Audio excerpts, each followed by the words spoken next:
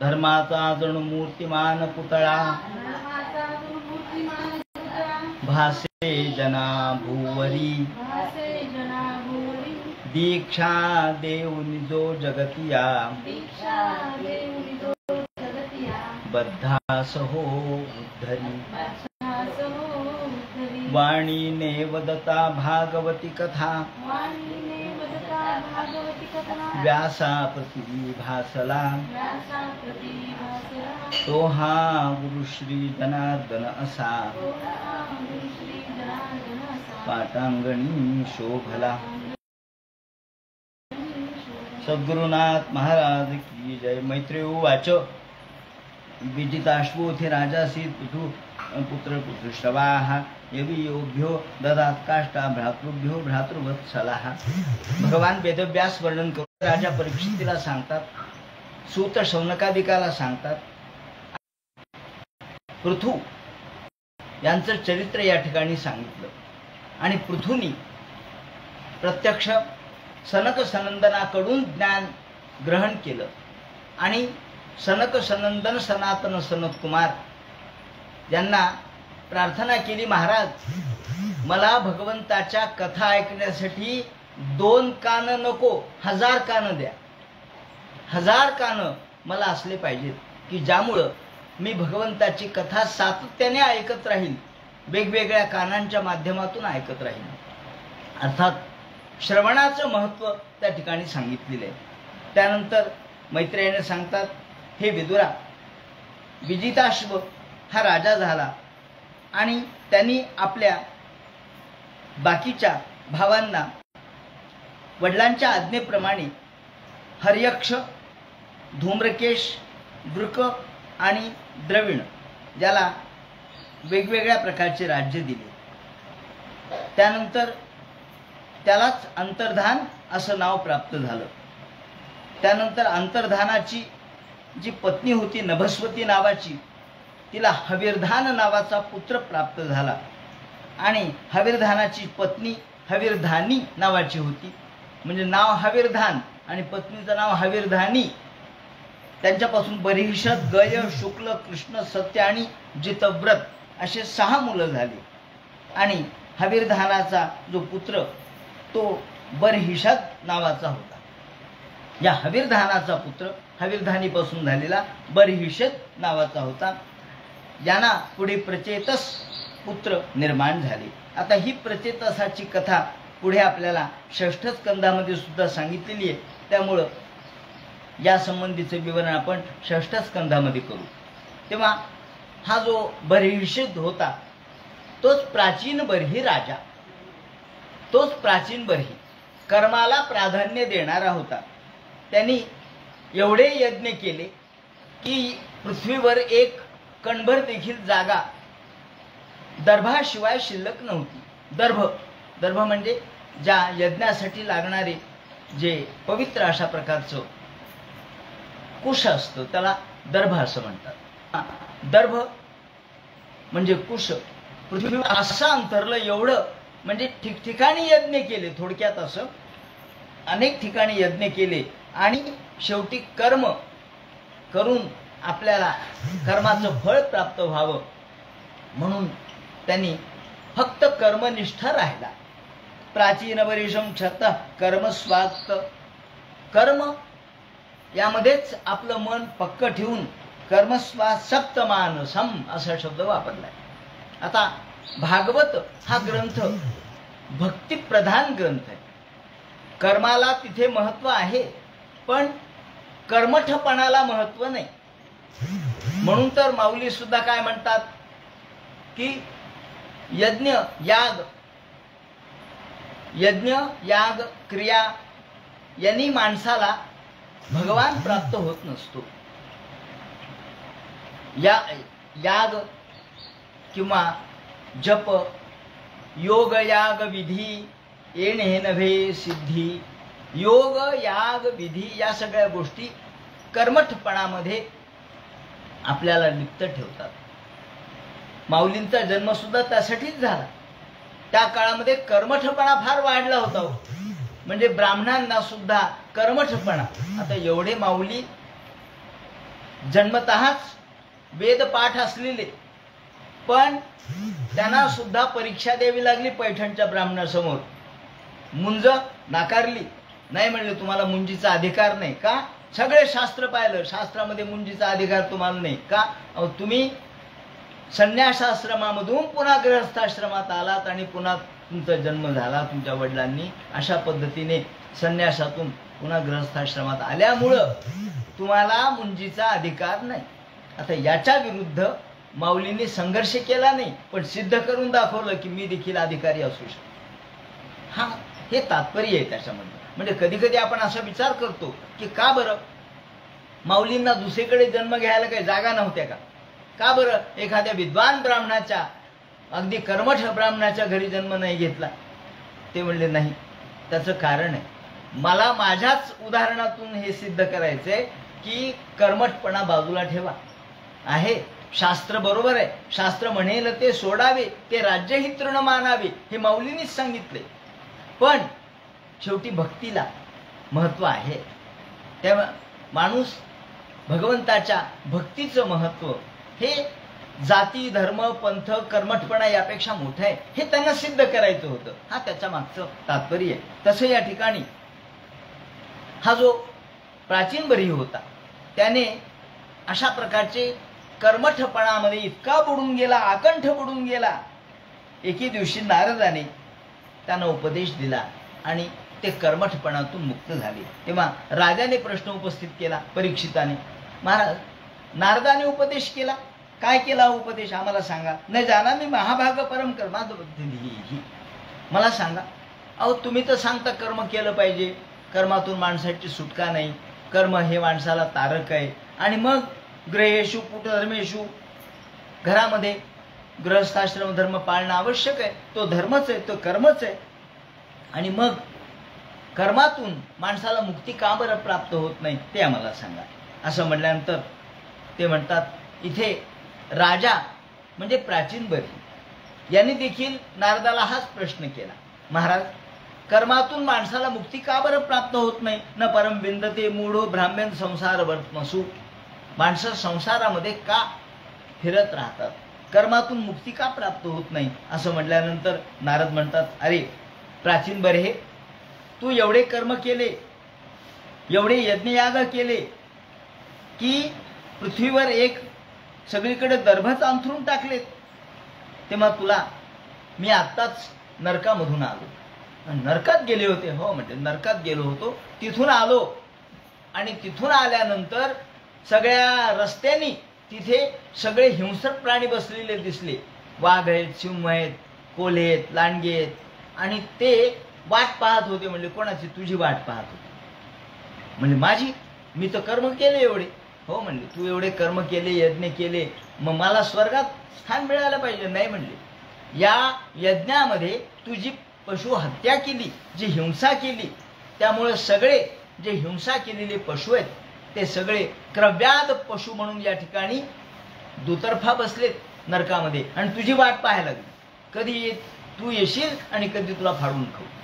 असं म्हणल्यावर त्याला पश्चाताप झाला. म्हणला, महाराज मला सांगा ना, कर्मातून मुक्ती का नाही ते मला सांगा.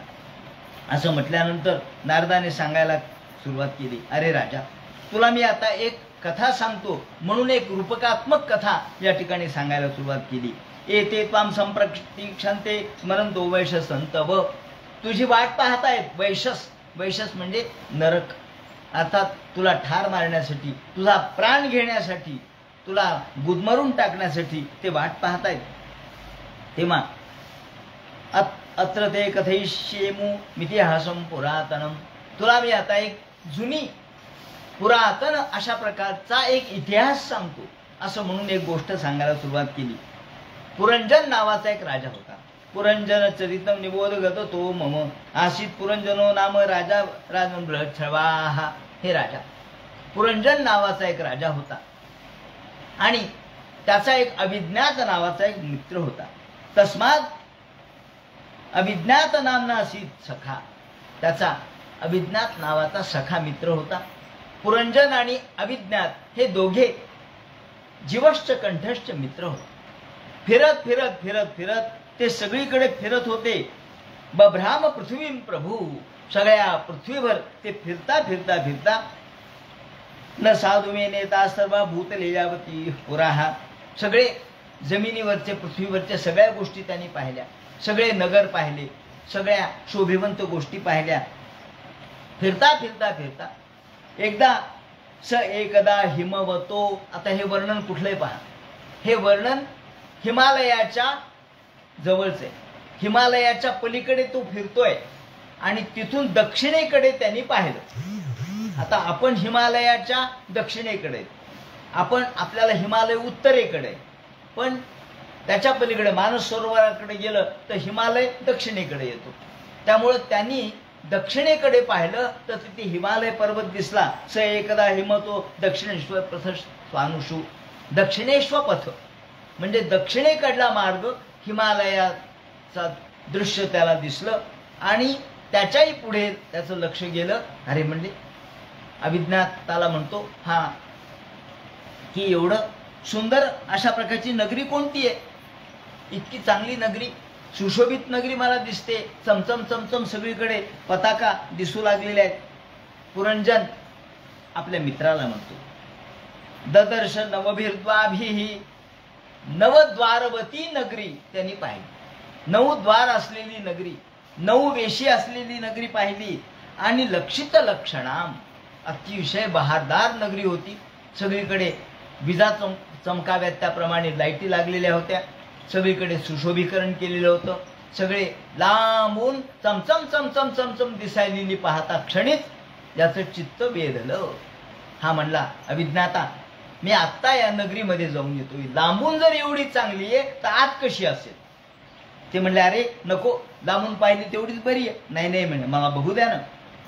प्राकारोपवना टाल, उंच उंच प्राकार दिसतायत, वन दिसतायत लांब लांब, त्याचप्रमाणे तोरणं दिसतायत, सगळीकडे वायू वाहताना दिसतोय.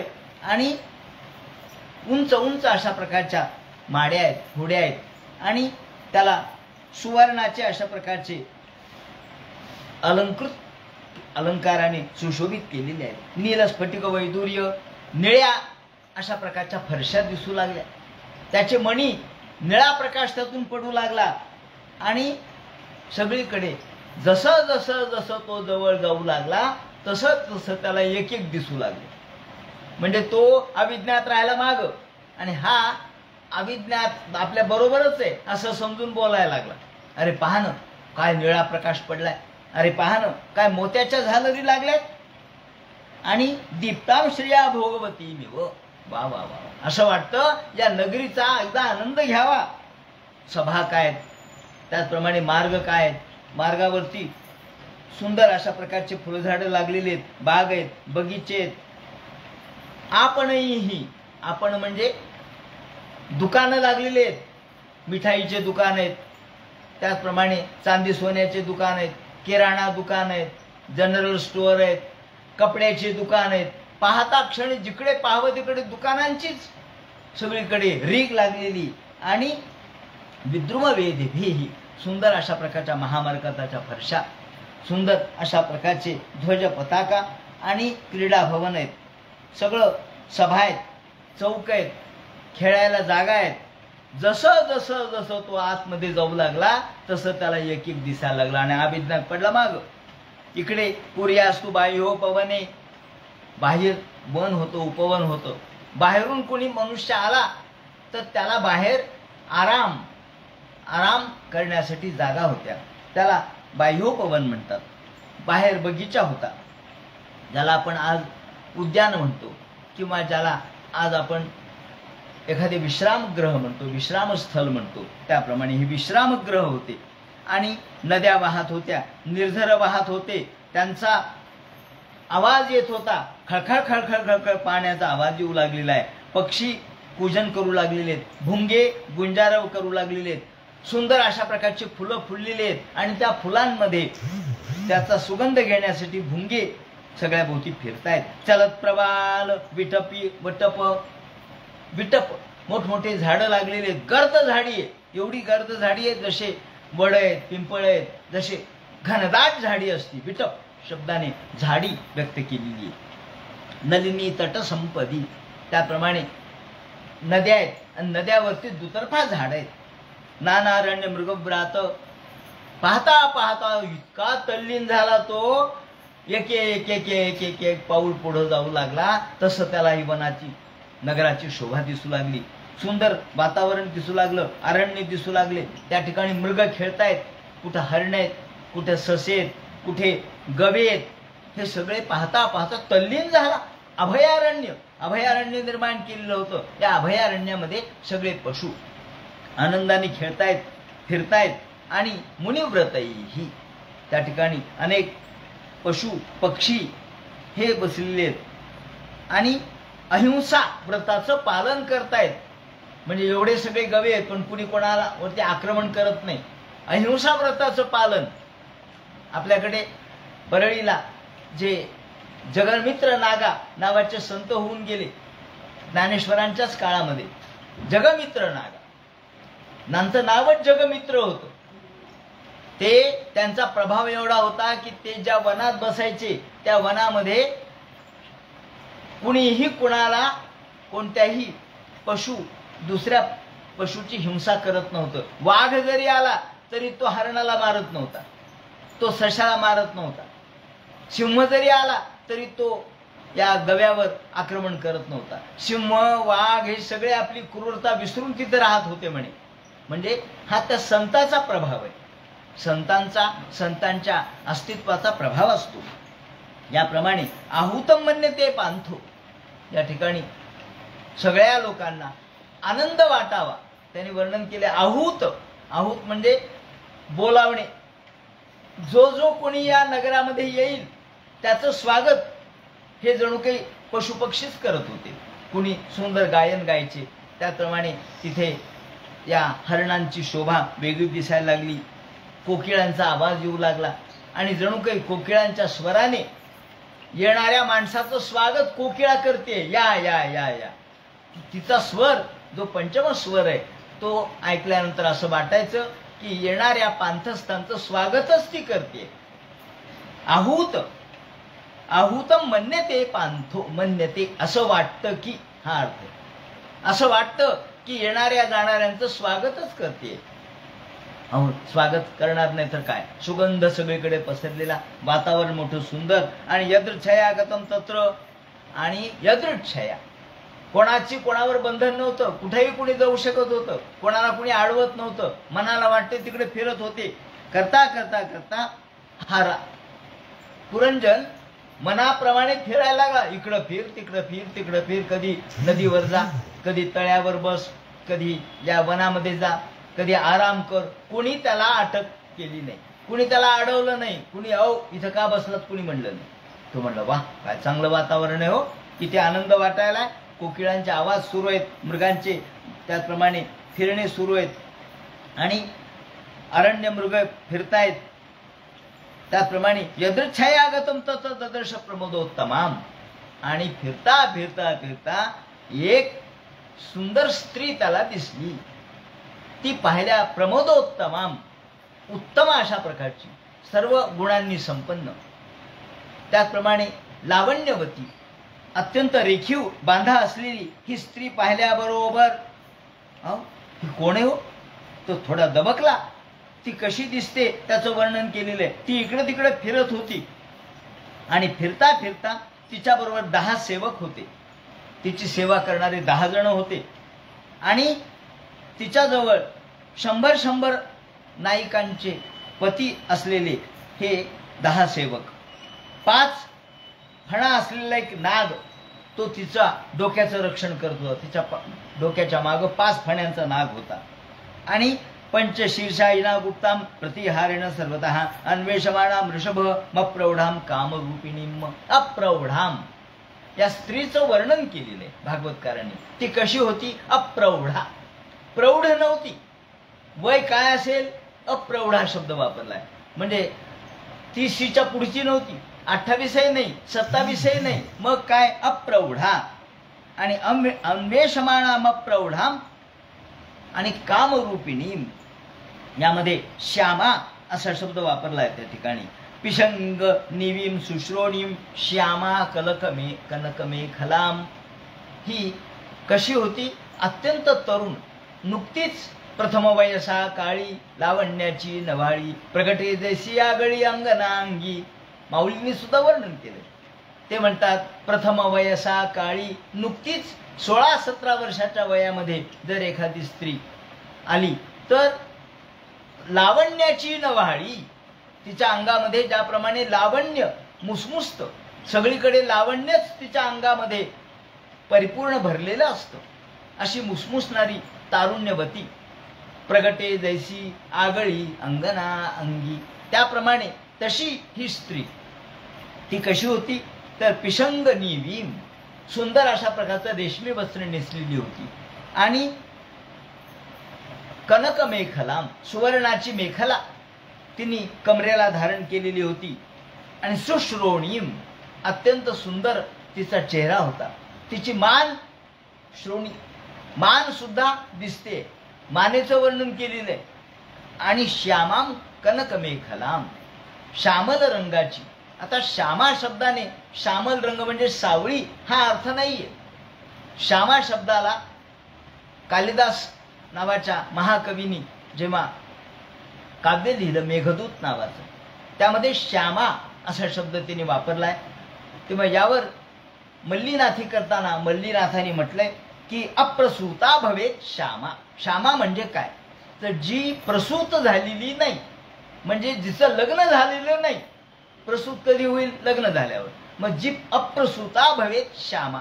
श्यामा म्हणजे ती स्त्री की जी नुकतीच यौवनामध्ये आली आणि अजून अविवाहित आहे. अप्रसूता भवेत श्यामा तन्वीच नवयौवना शीते सुखोष्ण सर्वांगी ग्रीष्मेषु सुखशीतला. आणि ती प्रत्येक कोणत्याही काळामध्ये आनंददायक, उन्हाळ्यात आनंददायक, हिवाळ्यात, पावसाळ्यात. आणि तप्त कांचन वर्णाभा शास्त्री श्यामेती कथ्यते.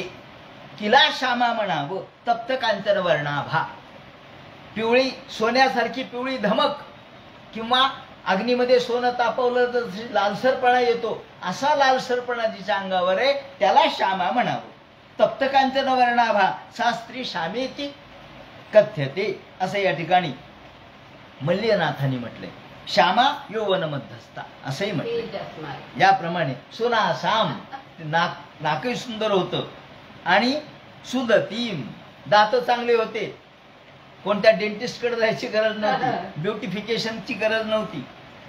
आजकाल दात सुद्धा दातावर नवीन पद्धतीने उपचार करून त्याला सौंदर्य रूप प्राप्त करून देतात. दातही चांगले असले पाहिजेत ना. त्याप्रमाणे पद्भ्याम आणि पणभ्याम चलंतीम.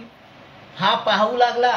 आतापर्यंत नगरच पाहिलं, आतापर्यंत शोभाच पाहिली, आतापर्यंत दुकानच पाहिले, भुंगेच पाहिले, आणि आता ही स्त्री पाहिल्याबरोबर तल्लीन झाला. तिचे वस्त्र अलंकार, पायामध्ये असलेली पैंजणं, त्या पैंजणांचा आवाज, तो पैंजणांचा आवाजही येऊ लागला.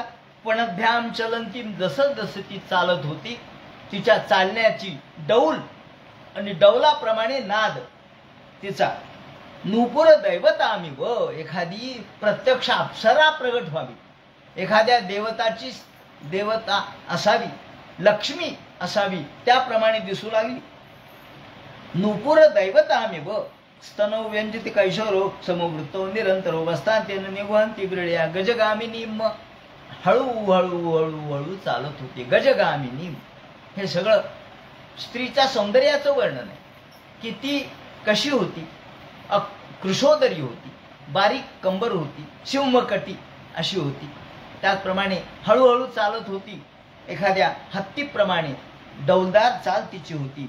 आणि वस्त्र घातलेले होते, परंतु वस्त्रामधून तिच्या अवयवांचं देखील दर्शन घडत होतं. वस्त्रांतेने निगुहंतीम ब्रीडया गजगामिनीम. आणि चालता चालता लाजत होती, लाजता लाजता हसत होती, आणि हसता हसता डोळे देखील फिरवित होती. डोळ्यांची हालचाल, हाताची हालचाल करत करत करत हातामध्ये एक चेंडू घेतलेला होता आणि तो चेंडू खेळत खेळत खेळत ती चाललेली होती. तिच्याबरोबर तिचे सगळे रक्षक 10 जण तेही चाललेले होते. याने पाहिलं तिच्याकडं. कोण आहे हो म्हणली? कुणी राजाची राणी दिसायला लागली. येतावा ललना सुब्रू, काय सुंदर स्त्री आहे म्हणे, आणि तिचं रक्षण करणारे हे लोक आहेत. तिच्या पूर्ण चेहऱ्याचं, शरीराचं, देहाच्या आकृतीचं वर्णन केलेलं आहे. आणि क्व पद्मकोश पतित कराग्रात नासाम वरोर्वन्य तमा भुवि स्पृक. तिचे डोळे, तिच्या भुवया ती उडवत होती चालता चालता, म्हणजे भुवयाने काही खुणा करत होती. आणि हे पाहता पाहता हा इतका तल्लीन झाला, लाजत, हसत, मुरकत, चालत, याप्रमाणे उन्नियमे दर्शन वल्गुवाचकम. आणि त्याला वाटलं एकदा बोलावंच हिच्याशी. कोण आहे एकदा विचारावं, तुम्ही कोण आहे विचारलं तर काय होईल, नाही उत्तर देणार, याच्या पलीकडे काय करील, मारणार तर नाही आपल्याला. विचारलं, जरा धाडस करून तो पुढे गेला आणि म्हणाला, बाईसाहेब आपण कोण आहात, आणि आपण या वनामध्ये एकट्याच फिरत आहात. मी तुमच्याकडे बघून मी मोहित झालो. न विदाम वयम सम्यक कर्तारम पुरुषर्षभ आत्मनष्ट परस्यापी गोत्रम नाम कृतम. आपण कोण आहात, आपलं नाव काय बरं, आपलं शुभनाम काय, आपलं गोत्र कोणतं आहे, सांगता का मला. आणि ह्या तुमचं रक्षण करणारा हा जो नाग आहे, तो नाग तुमच्या 5 फण्यांचा नाग तुमच्या बाजूला आहे. हे सगळे रक्षक या ठिकाणी आहेत. आणि मी या ठिकाणी फिरत आलो. आता तिने काहीच विचारलं नाही तरी हाच सगळं सांगायला लागला. तो म्हणला, मी या ठिकाणी फिरत आलो आणि मला असं वाटतं की लग्नाची माझी इच्छा आहे. तुमची इच्छा आहे का लग्नाची, सांगा.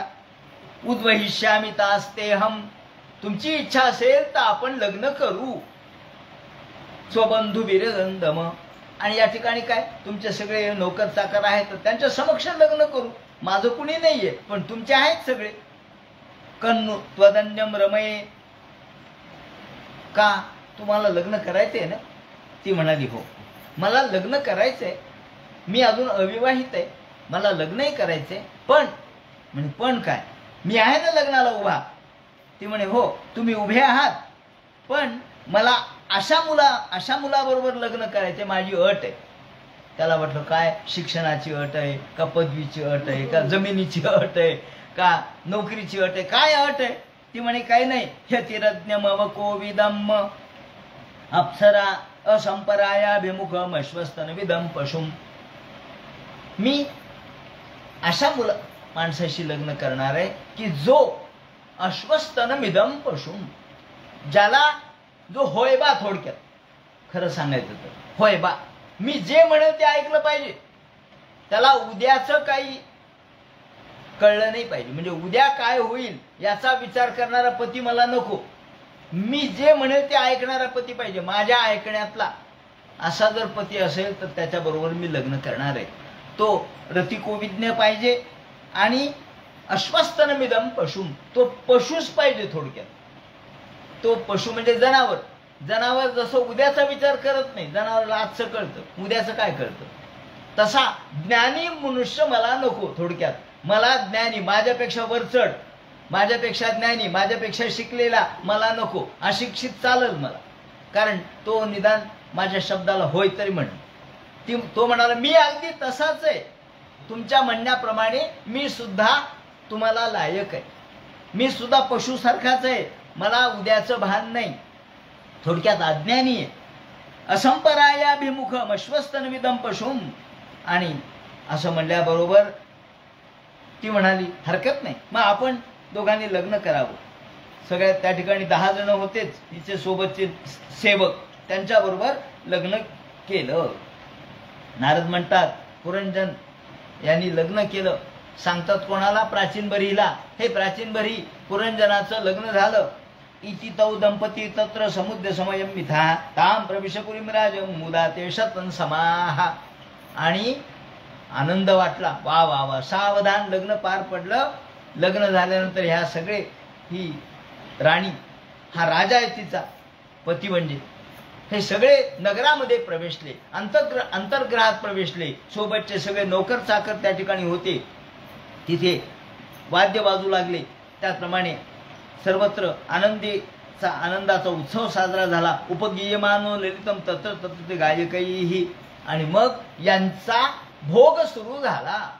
हे दोघच आता दोघच होतं, दुसरं कोण होतं? जे दोघं एकमेकांना बरोबर घेऊन, ती म्हणले ती जिकडं म्हणेल तिकडं जायचं, ती तिकडं म्हणेल तिकडं जायचं, ते काम करायचं, ते करायचं. कुठं जायचं आज?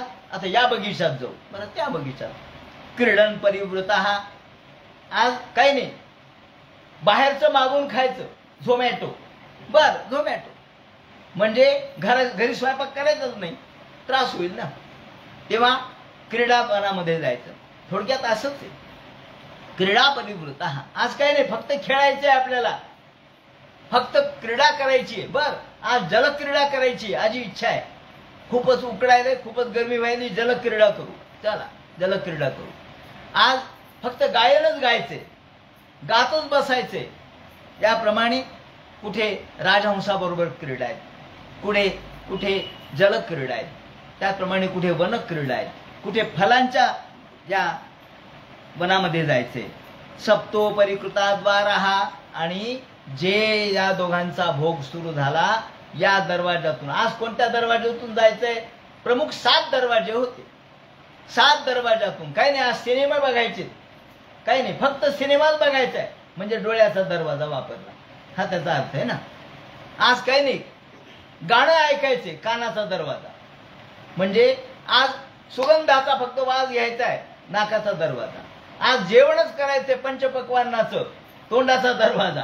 हे सगळे 7 दरवाजे, 2 डोळे, 2 नाक, नाकपुडे आणि तोंड, याचा वापर करून रोज एकेका दरवाजातून जाणं येणं सुरू केलं. सप्तो परिकृताद्वारा पुरस्तादस्तु द्वे अधे. याप्रमाणे विभ्राजितम जनपदम जातीताभ्यम द्युमत्सखा. आणि जे सगळं विसरले, हा विसरला, माझा मित्र अभिज्ञात नावाचा होता, त्याला मी सोडून आलो, हे विसरला. त्याप्रमाणे या कानाच्या द्वारे संगीताचं, मग त्याचे नावं दिलेले आहेत त्यांनी. मुख्य जे द्वार आहे, मुख्या नाम पुरस्ताद्वा तया पण बहुदनव. आपण म्हणजे हे सगळे दुकानं, म्हणजे खाण्यापिण्याच्या वस्तू, सगळं गोड पदार्थ, स्वीट होम, यामध्ये जायचं, तल्लीन व्हायचं, खायचं. नंतर पुरराडसद पांडविता, षड्रसाचं अन्न खायचं. त्यानंतर पितृहू आणि कानाच्या द्वारे संगीत ऐकायचं. त्यानंतर देवहू नावाच्या या द्वाराच्या द्वारे पुरंजनाने उत्तरेकडचं द्वार होतं, तिकडे तो जाऊ लागला. त्यानंतर पश्चिम दिशेला आसुरी नावाचं द्वार होतं, त्या ठिकाणी तिथे जाऊन दुर्मद नावाच्या गावाला जाऊन तिथं तो आनंद घेऊ लागला. त्यानंतर निरुती नावाचं जे पश्चिम द्वार आहे, तिथे वैशस नावाचा देश आहे, हे 2 खालचे द्वार आहे. तेव्हा निरुती हा बुधद्वार आहे. आणि त्यानंतर पेशस्कृत हे 2 नागरिक आंधळे आहेत. आपले इंद्रिय जे कर्मेंद्रिय ते आंधळे आहेत. हाताला काय कळतो? हाताला काही कळत नाही, आंधळे आहेत ते. याप्रमाणे त्या ठिकाणी निर्वाक आणि पेशस्कृत हे 2 नागरिक आहेत, ते आंधळे आहेत. याप्रमाणे सगळीकडे अक्षण्वता मधिपतास्ताभ्याम. अक्षण्वत, अक्ष म्हणजे इंद्रिय, अ म्हणजे नाही, अक्ष म्हणजे इंद्रिय. तेव्हा आता अक्ष म्हणजे डोळा असा आपण अर्थ घेतो, तो बरोबरच आहे, पण तो त्या ठिकाणी शब्दाची संकुचितता झाली, शब्दाला मर्यादितता आली. पण खरं म्हणजे अक्ष म्हणजे इंद्रिय, अक्ष म्हणजे इंद्रिय. पण आज आपण अक्ष म्हणजे डोळा म्हणतो. त्या ठिकाणी कधी कधी अर्थामध्ये संकोच निर्माण होतो. याला अर्थसंकोच हा शब्द आहे. अर्थसंकोच म्हणजे काही अर्थ एकाशी पक्का राहतो. उदाहरणार्थ पंकज, पंक म्हणजे चिखल आणि ज म्हणजे जन्माला येणार. चिखलामधून जे जन्माला येतं त्याला पंकज म्हणतात. आणि आपण विचारलं पंकज म्हणजे काय? कमळ. हो बरोबर आहे, पण दुसरा अर्थ पंकज म्हणजे काय? कमळच आहे का? चिखलामधून किडे नाही का जन्माला येत? तेही पंकजच आहे. हो, पण तिचा अर्थ काय झाला? संकुचित झाला. तसा या ठिकाणी अक्ष शब्दामध्ये अर्थ संकुचित झाला, पण खरा अर्थ अक्ष म्हणजे इंद्रिय. अक्षणवतामधी पतास्ताभ्याम याती याती करोति च. तेव्हा ज्या ज्या इंद्रियाच्या द्वारे हा उपभोग घेऊ लागला, त्या त्या इंद्रियाच्या द्वारे कर्म करू लागला आणि मग तिच्यामध्ये इतका तल्लीन झाला, इतका एकरूप झाला की तिच्याशिवाय त्याचं पान हालेना. भागवतकार म्हणतात क्वचित पिबत्याम पिबती मदिरामद बिब्बला.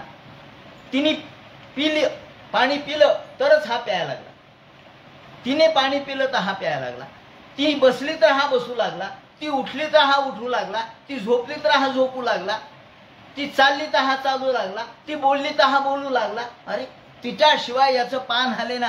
क्वचित पिबत्याम पिबती मदिरामध्ये बिबलाम अष्टंत्याम क्वचित अश्नाती. तिने खाल्लं तर हा खाऊ लागला. दक्षत्याम सहजक्षती. तिने पाहिलं तर यांनी पाहायचं. तिने पाहिलं का? हो मम्मी पाहतो. क्वचित गायती गायत्याम. ती गाय लागली तर हा गाऊ लागला, आणि ती रडू लागली हा करून, हा रडू लागला. का मग तुम्ही का रडता? अहो ती रडायला लागली ना, मग रडलं पाहिजे. ती रडायला लागली तर हा रडू लागला, ती बोलू लागली तर हा बोलू लागला. क्वचित शृणोति शृण्वन्त्याम पश्यन्त्याम अनुपश्यती. तिने पाहिलं तर हा पाहू लागला, तिने ऐकलं तर हा ऐकू लागला, तिने वास घेतला नाही तर हा वास घेत नव्हता. तिने घेतला का? मग मी घेतो. त्याप्रमाणे क्वचित जिघ्रती जिघ्रन्त्याम स्पृशन्त्या स्पृशती क्वचित. तिने स्पर्श केला तर मग हा स्पर्श करायचा का? तिची आज्ञा नाही ना. ते तिने सांगितलं होतं मा होय बा पाहिजे, मी म्हणेन ते ऐकलं पाहिजे. म्हणून ते म्हणतात की असा अश्वस्थन मिदम पशु, तो उद्या काय होईल याचा विचार न करणारा अज्ञानी पुरुष मला पाहिजे. हा अज्ञानीच होता. क्वचित शोचती जाया म्हणून शोचती दीनवत. ती रडायला लागली, ती शोक करायला, तर हा शोक करायचा. त्याला विचारलं का शोक का करतोस? ती करायली ना, म्हणजे तुला काही नाही का? नाही मला काही नाही. ती करायली तर मी करणार. अनुरुष्यती. ती मध्येच हसायची, हाही हसायला लागला. अनुरुष्यती ऋष्यत्याम मुदिता मोदती. तिला हसू आलं तर हा हसणार, ती रडली तर हा रडणार. याप्रमाणे भागवतकारांनी शब्द वापरलाय क्लैब्यात क्रीडा मृगो यथा. क्रीडा मृग म्हणजे काय? खेळणं. जसा लहान मुलाच्या हातामध्ये खेळणं असतं, बाहुली असते, ती बाहुली फेकली तर ती जाती पलीकडं. तिला उभं केलं बाहुलीला तर उभं राहती, तिला झोपवलं तर बाहुली झोपती. तिच्या हातात, लहान मुलांच्या हातात जसं बाहुलं असावं त्याप्रमाणे हा तिचं बाहुलं झाला. याप्रमाणे ते म्हणतात माकड, ज्याप्रमाणे एखादं माकड असतं आणि तो त्याचा गारुडी माकडाचा मालक जसा खेळवतो तशी ही त्याला खेळवायला लागली. याप्रमाणे नेच्छत्य न करोत्यज्ञ क्लैब्यात क्रीडा मृगो यथा. क्रीडा मृग अशी अवस्था झाली. नारद म्हणतात इकडं पुरंजनाचं चरित्र सांगता सांगता नारद सांगू लागले हे प्राचीन बरे, पुढे काय झालं सांगा. नारद म्हणतात एके दिवशी असं झालं स एकदा महेश्वासो रथम पंचाश्वमागुषोगम. एकदा मात्र असं घटना घडली की त्यांनी रथाला 5 घोडे लावले आणि तो मृगयेला गेला. द्वीपम द्विचक्रम एकाक्षम त्रिणुम पंचबंधुरम. आणि सारथी सोबत होता, त्या रथामध्ये बसला आणि पंचप्रस्थ नावाच्या वनामध्ये गेला. तिथे त्यांनी अनेक ठिकाणच्या क्रीडा करता करता त्या वनामध्ये मृगया करता करता अनेक मृगया केल्या, अनेक पशूंना मारलं आणि त्याच्याजवळ बसायचं स्थान होतं, सारथी होता, लगाम होता, 5 आयुध होते आणि तो त्या रथामध्ये बसून सगळीकडे फिरला. विहाय जाया मतदरहा मृगव्यसनला लसहा. वर्णन त्यांनी केलेलं आहे. आसुरी मृत्युमाश्रित्य. हा जो गेला तो मृगयेसाठी, त्यावेळेला कोणती वृत्ती त्यांनी धारण केली होती? आसुरीम, आसुरी नावाची वृत्ती. तर आसुरी म्हणजे झोप. त्यावेळेला निद्रा जी असते ना ती माणसाला अज्ञानावस्थेमध्ये येते. ज्ञानाच्या काळात आता आपण जागृत आहेत, आता निद्रा आहे का? नाही. झोपलेल्या अवस्थेत आपण आसुरी वृत्तीमध्ये असतो आणि या आसुरी नावाच्या वृत्तीचा आश्रय करून घोरात्मा निरनुग्रह तो त्या ठिकाणी गेला. स्वप्न पडायला लागलं त्याला, गेला. आणि नंतर वनामध्ये गेला. आता उपकात्मक वर्णन केलं की क्रीडा केली, मृगया केली आणि शश वेगवेगळ्या प्रकारचे ससे, त्याचप्रमाणे महिष, गव, रुरू इत्यादी सगळे जे हरिण, त्याचप्रमाणे काळविट यांना मारून आपल्या रथात टाकलं आणि तहान भूक लागली. तथा क्षुत्रुट परिश्रांतो, तहान लागली, भूक लागली आणि आता म्हणलं चला घरची आठवण झाली.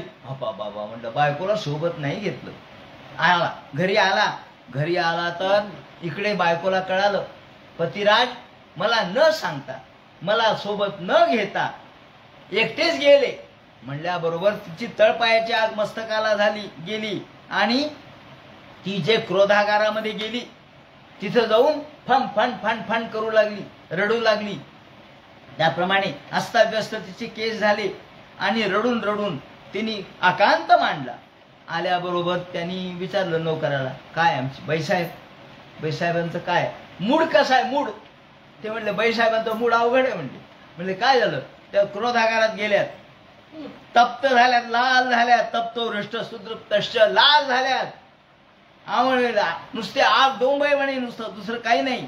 न बेचष्ट बरारोहाम गृहिणीम गृहमिधिनीम. त्यांनी दार लावलेलं होतं ते हळूच बघितलं. अगं आधी आवाज दिला, मग प्रेमाने आवाज दिला, मग नावाने आवाज दिला आणि मग म्हणलं अगं दार उघडणं, एवढा माझ्यावर राग का करतेस? अगं तू माझी गृहिणी आहेस आणि गृहमेधिनी. अगं तू नसतील तर माझा संसार होईल का बरं?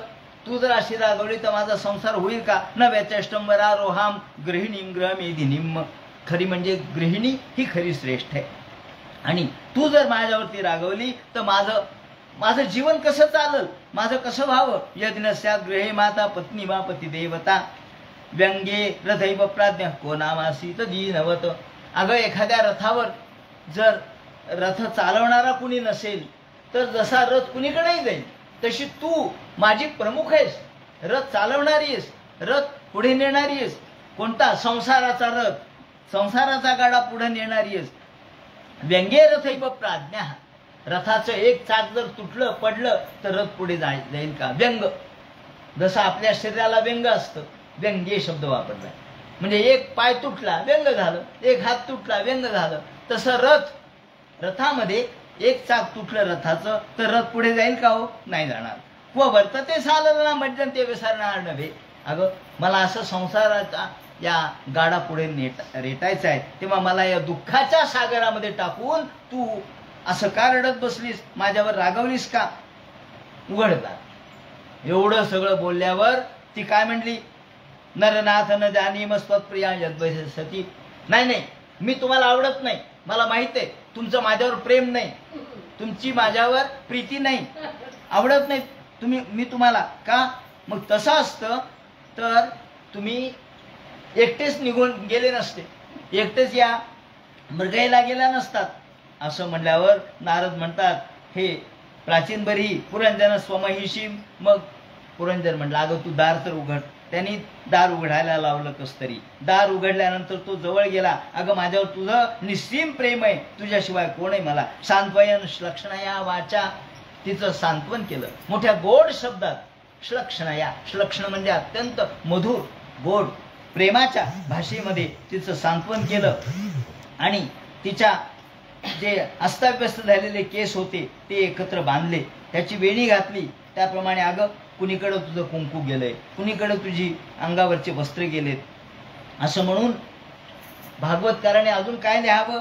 त्यांनी लिहिले पस्पर्श पाद युगुल. पाय पडला, पाय तिचे दोन्ही पाय हातात घेतले, नमस्कार केला. अगं आता मला सगळ्या लोकांमध्ये तुझा पाय पडता येत नाही, पण निदान अंधारात तरी मी तुझे पाय पडतो, एकांतात तरी तुझे पाय पडतो. पस्पर्श पाद युगल हा स्पर्श शब्द वापरलाय. पस्पर्श, पायाला स्पर्श केला, दोन्ही पायाला बर का. आणि नोत्संग लालितम, आणि तिचं प्रेमाने सांत्वन केलं.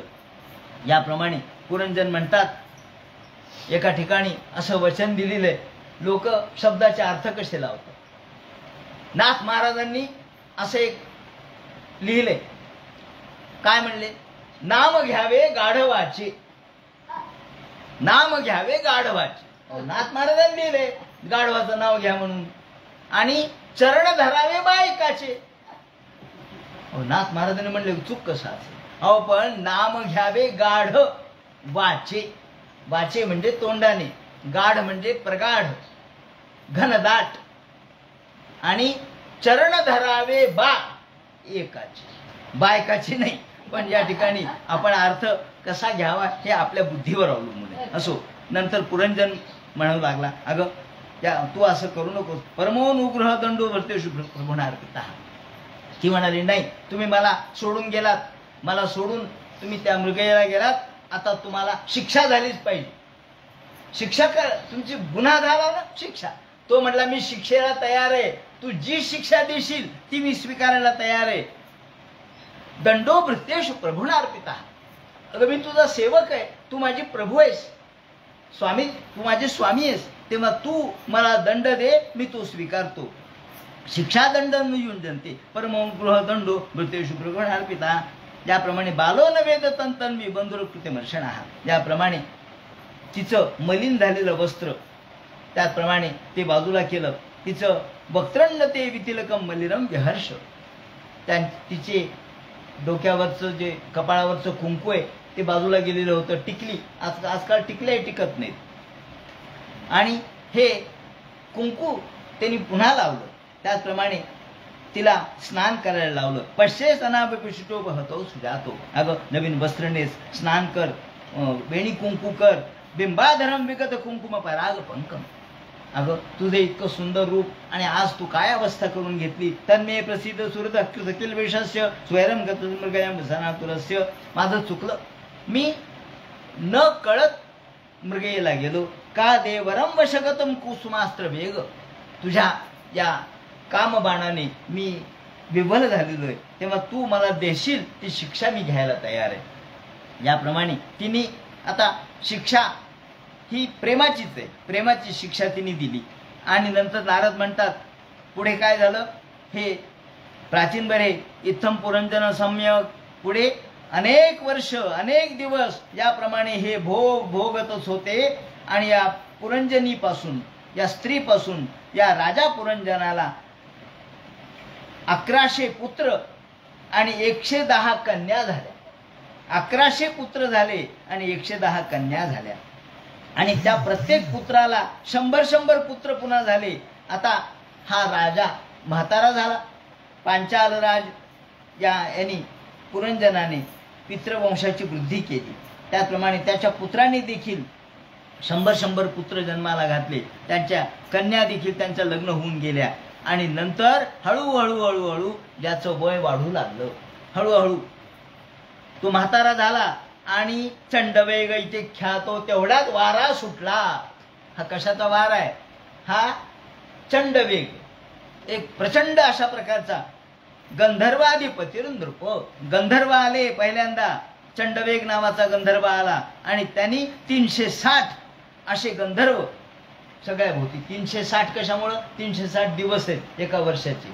हळूहळू हळू हे सगळे दिवस संपत गेले. आणि कृष्ण आणि शुक्ल, अर्थात शुक्ल पक्ष आणि कृष्ण पक्ष असे 2 प्रकारचे गंधर्व होते.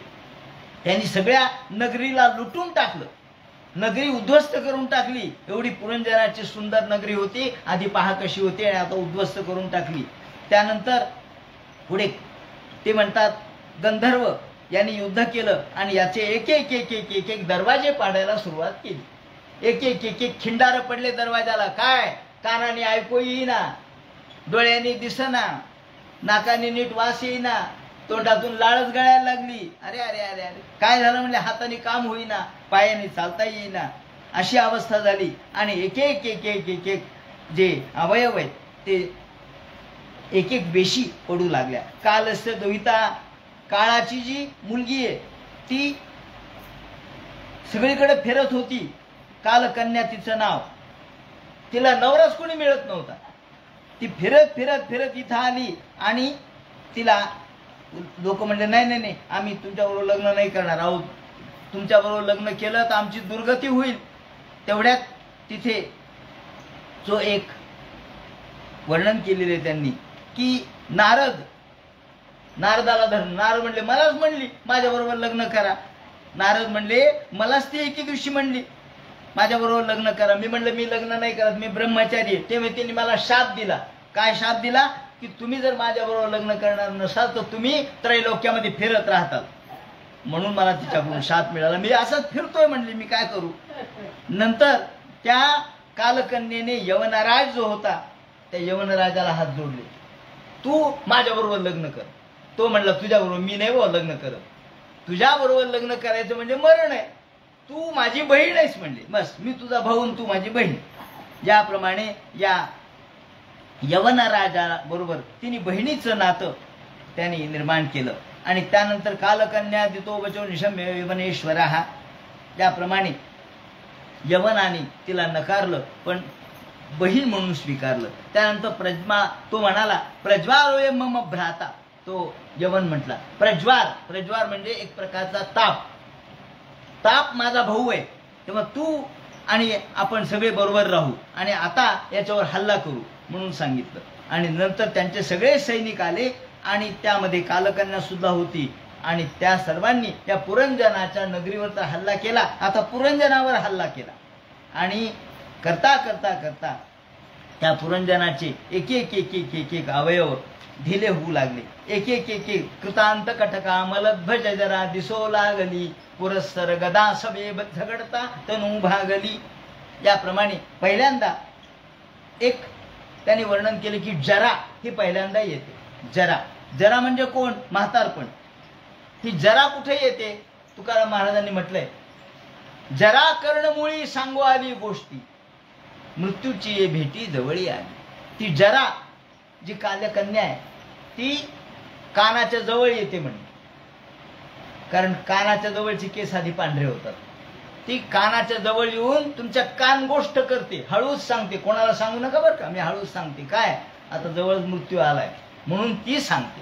तेव्हा जरा कर्णमुळी सांगू आली गोष्टी, काय तर मृत्यूची भेटी जवळी आली. आता मृत्यूची भेट जवळच आहे, तुम्ही सावध राहा म्हणून सांगते. आणि इकडे त्याप्रमाणे सगळ्या पुरंजन नगरीवर हल्ला होतो. पुरंजन नगरी नष्ट होते, पुरंजनाचं शरीर नष्ट होतं आणि मग तो ओरडतो आरडतो, अरे अरे. त्याला पुत्र असतात, मुली असतात, नातू असतात, पण लक्ष बायकोमध्ये असतं. आणि तो म्हणतो अगं अहो तुम्ही दध्यो प्रमदया दिनो विप्रयोग उपस्थिते. विप्रयोग म्हणजे मृत्यू जवळ आला आणि एवढ्यात बायकोची आठवण झाली.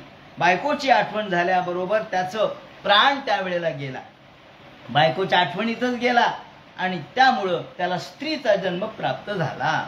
आणि तो स्त्रीचा जन्म प्राप्त झाल्यावर तो स्त्री झाला. दुसऱ्या जन्मामध्ये मलयध्वज याच्याशी एका युद्धामध्ये पांड्य नरेश बरोबर तिचं लग्न झालं होतं. तो हा पांड्य नरेश एका युद्धामध्ये नष्ट झाला. मलयध्वज असं त्याचं नाव असतं. त्याला 7 मुलं होतात दुसऱ्या जन्मात बरं का. आणि तो तिथं रडत राहतो, ती रडत राहते. यावेळेला त्या ठिकाणी हीच पुढे त्यांनी सांगितलं की अगस्त्य, लोपामुद्राची पत्नी जी अगस्त्य, ती या ठिकाणी मलयध्वजाची मुलगी म्हणून जन्म घेते. आणि त्यानंतर ती तिथे रडत असताना हा अभिज्ञात तिथे येतो आणि अभिज्ञान म्हणतो अगं का रडायला लागलीस तू? ती म्हणते अहो माझा पती आहे हा मलयध्वज, तो युद्धामध्ये मारला गेला म्हणून मी रडायले. आणि मग तो तिला सांगतो तू त्याची पत्नी नाहीस, तू माझा मित्र आहेस पुरंजन नावाचा.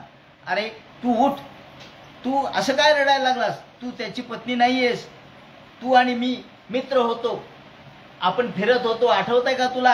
आणि मग त्याला सगळं सांगतो आपण कशी फिरत होतो. तू एक नगरी पाहिली, नगरीमध्ये आलास आणि हंसावहन चत्वमचार्य सकाळी मानसाय नऊ, त्या नगरीमध्ये आलास आणि त्या नगरीत तल्लीन झालास. कोणती? नवद्वारवती नगरी, याच्यात तल्लीन झालास. आता असं म्हणल्याबरोबर त्याला कळतं, जाणीव होते, अरे हो खरं की. आणि मी कसं काय त्यामध्ये गेलो? ते म्हणले ती नगरीच तशी होती, भूल भुलैयाची, आपण भुलत राहिलो. याप्रमाणे म्हणसे नोभयम देद्वय हंसो पश्चावयोर गतिम. तू आणि मी हंसच आहे, जीव आणि शिव हे हंसच आहेत खरं म्हणजे. पण जीव हा संसारामध्ये वासनेमध्ये तल्लीन होतो आणि जीवत्वाला पावतो, अज्ञान अवस्थेमध्ये पावतो, विसरतो, स्वस्वरूपाला विसरतो. आणि जो शिव आहे तो स्वस्वरूपामध्ये जागृत राहतो. एवं समानसो हंसो हंसेन प्रतिबोधितः. याप्रमाणे हंसाने दुसऱ्या हंसाला सांगावं त्याप्रमाणे शिवाने जीवाला उपदेश केला आणि उपाधिभेदाने आपण तू कसा यामध्ये अडकलास ते सांगितलं. ज्याप्रमाणे आता यातलं जे तत्वज्ञान आहे त्या तत्वज्ञानाचे विवरण जे करतील आणि रूपकाचा अर्थ जे सांगतील तो सगळा भाग उद्याच्या चिंतनात सांगण्यात येईल. उद्या एक अर्धा घंटा आपण पुराण घेऊ. कुंडली कवरदे हर विठ्ठल सीताकांत स्मरण जय जय राम. पार्वती पते हर हर महादेव. श्रीमज्जना